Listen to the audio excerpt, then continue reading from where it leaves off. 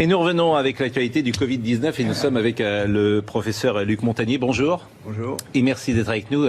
Faut-il le rappeler, vous êtes prix Nobel de médecine et c'est vous qui êtes à l'origine de la découverte du VIH. Bon, c'est une longue histoire, mais intéressante aussi pour l'actualité, parce que on a une expérience de choses qui se sont passées, qui ont été très difficiles à contrôler là-bas à ce moment-là.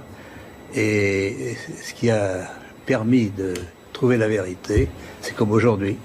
Alors ce qui m'intéresse ce matin, c'est que vous travaillez en ce moment sur le virus. Je travaille, mais pas forcément au labo, puisque on travaille sur ordinateur avec un collègue, et puis c'est tout. On n'a pas d'expérience, on peut dire, mais l'expérience vient de la maladie elle-même, de toutes les mesures qui sont faites actuellement dans les laboratoires sur les patients. Et vous êtes arrivé à certaines conclusions. Alors, nous sommes arrivés à la conclusion qu'effectivement, il y avait eu une manipulation au sujet de ce virus. C'est-à-dire ? Eh bien, qu'une partie, je ne dis pas le total, n'est-ce pas, mais il y a un modèle qui est évidemment le virus classique. Et là, c'était un modèle surtout venant de la chauve-souris. Mais à ce modèle, on a par-dessus ajouté des séquences, notamment du VIH, le virus du sida. Mais quand vous dites « on a ajouté », qui a ajouté ? Ah, moi, je ne sais pas. Mais c'est pas naturel, c'est ce que vous voulez dire ? Non, ce n'est pas naturel. C'était un travail de professionnel, un travail de biologiste moléculaire. C'est un travail très minutieux. On peut dire d'horloger, on peut dire au niveau des séquences. Mais dans quel but ? Dans quel but, ça n'est pas clair. Moi, j'expose, si vous voulez, mon travail, c'est d'exposer les faits, c'est tout. Je n'accuse personne, je ne sais pas qui a fait ça et pourquoi. La possibilité, c'est peut-être que ils ont voulu faire, on ne sait pas, on a voulu faire un vaccin contre le sida.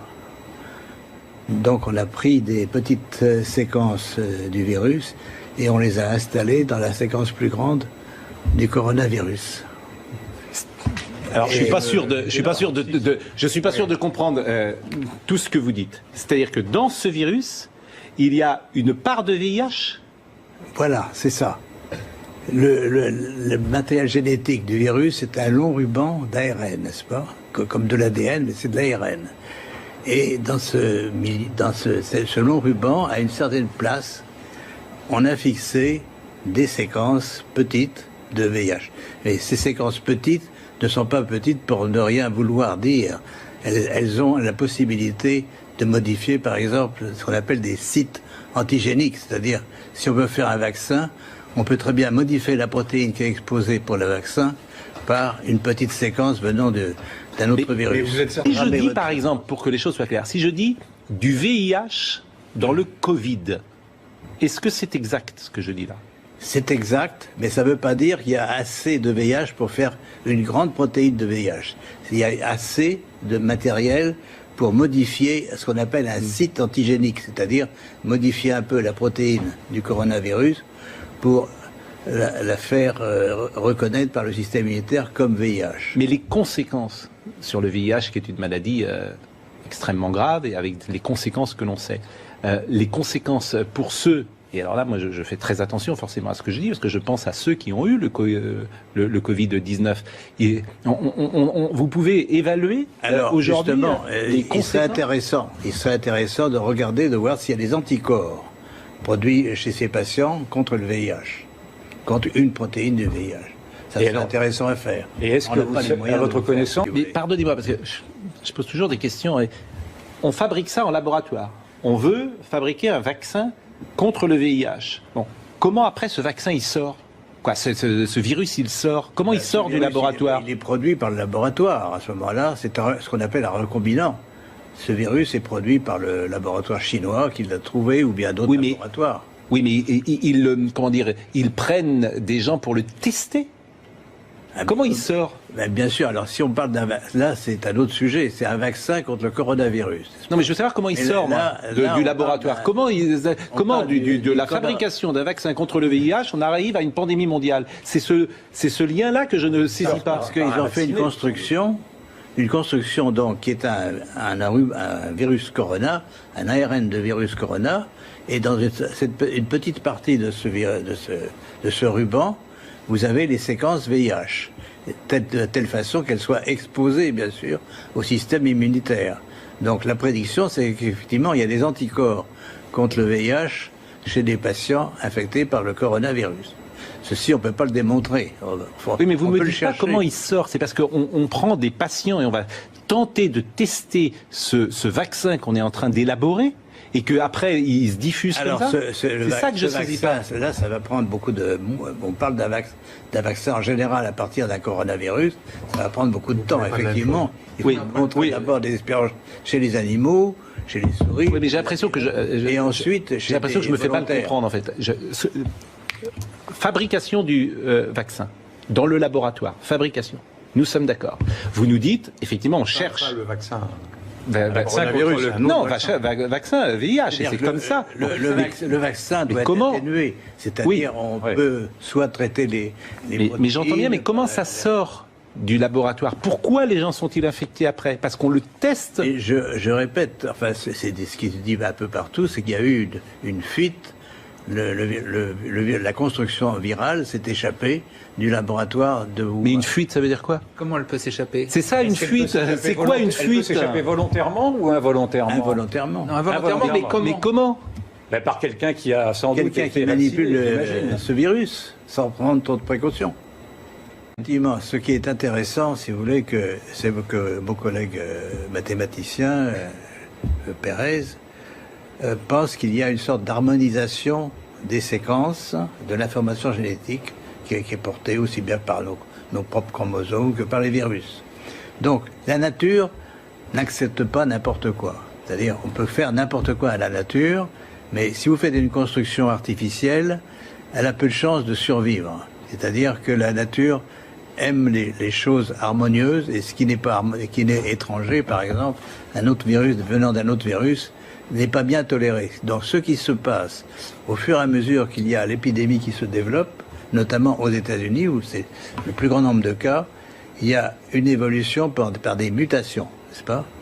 Les séquences vont muter. Muter, ça veut dire un nucléotide changé pour un autre, donc on modifie le code génétique, mais ça veut dire aussi des délétions, c'est-à-dire il y a des morceaux entiers du génome, et notamment... Alors, ce qui est extraordinaire, c'est que justement la région qui porte les séquences VIH mute beaucoup plus vite que les autres. Donc, et même elle disparaît par délétion. Donc, on a des patients dont on a isolé le virus et fait la séquence du virus dans la partie ouest des États-Unis, à Seattle, et cette séquence est presque démolie et ne marche plus. Donc le VIH est parti. On peut penser, si le pouvoir pathogène nouveau, si vous voulez, du corona est lié à l'introduction de ces séquences, que ça va disparaître. C'est une lueur d'espoir. Et quels sont les moyens pour lutter, selon vous, contre cette contagiosité? Le confinement est la bonne solution? Si vous voulez, moi j'ai une solution un peu d'avant-garde, parce que je travaille là-dessus pour d'autres raisons. C'est que les ondes peuvent modifier les fréquences. Certaines fréquences d'ondes peuvent modifier la présence de ces séquences. Comme elles sont étrangères, peut-être on va pouvoir les distinguer du reste du coronavirus et les détruire d'une façon sélective. Là, c'est de la science-fiction pour l'instant. Et là, je ne peux la vérifier que si j'ai les moyens de le faire. Autrement, je pourrais... Les ondes, c'est-à-dire... Oui, parce que je ne suis pas sûr de comprendre. Qu'est-ce que vous appelez les ondes? Les ondes, ce sont des ondes électromagnétiques, n'est-ce pas? Qui pourraient séparer... Nous sommes environnés d'ondes électromagnétiques. Pourquoi ne pas utiliser une partie de ces ondes pour détruire des séquences sélectivement d'ARN ou d'ADN? Bon, c'est une possibilité, ce n'est pas une certitude, bien sûr. Même des réflexes, oui. Monsieur Montagnier, la parole de elle nous intéresse. Qu'est-ce qu'il faut faire aujourd'hui? Qu'est-ce qu'il faut faire? Eh bien, justement, faire l'analyse des séquences Et vous les avez faites, vous dites? Mais oui, mais ça change tout le temps, puisque tous les jours, il y a de nouveaux patients infectés. Donc on doit suivre, si vous voulez, l'évolution génétique du virus par des prélèvements, donc des isolements de virus de patients, et faire le séquençage de ces virus. Et si ma prédiction est exacte, on va trouver de plus en plus de virus mutants, inactivés, et bien sûr, ça doit être lié, si mon hypothèse est exacte, à la perte des pouvoirs pathogènes de ce virus. Donc, les conséquences graves de l'infection vont disparaître. Donc vous parlez là d'hypothèse d'ailleurs, comme tous les scientifiques. Tout ce que vous nous dites ce matin, c'est forcément une hypothèse. Mais c'est quand même basé sur une mesure d'évolution. On a des mesures du mois de mars, du mois de janvier. Donc c'est des évolutions rapides. Est-ce que la contagiosité de ce virus est précisément liée à sa fabrication artificielle, selon vous? C'est possible, oui. C'est possible. Parce que la transmission est liée, si vous voulez, à l'association entre une protéine du virus et un récepteur sur les cellules. Et donc, plus le virus trouve de récepteurs sur ces cellules, plus il va pouvoir se coller et pénétrer, donc transmettre l'information. Et est-ce que ce virus, ce nouveau virus, accélère les défenses immunitaires, pardon, je n'arrive pas à trouver le mot, accélère le fait que nous n'ayons plus les défenses immunitaires susceptibles de nous défendre, ou est-ce que ça n'a pas de rapport? Est-ce que cela éradique les défenses immunitaires ou pas? Alors, effectivement, moi je pense, si vous voulez, qu'on vit dans un environnement très différent de celui de nos ancêtres, et sans se rendre compte, enfin, on adore les ondes, on communique par les ondes tout le temps, n'est-ce pas?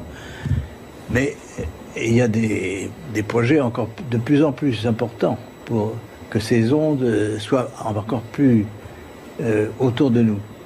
Alors, je répète, et c'est un sujet à étudier, c'est pas le rôle des ondes. On a dit, par exemple, que la ville de Wuhan était très en avance pour l'installation d'antennes 5G, n'est-ce pas? Oui. 10 000 antennes sont dans cette région. Et donc, elles ont pu contribuer au pouvoir pathogène du virus. Ah,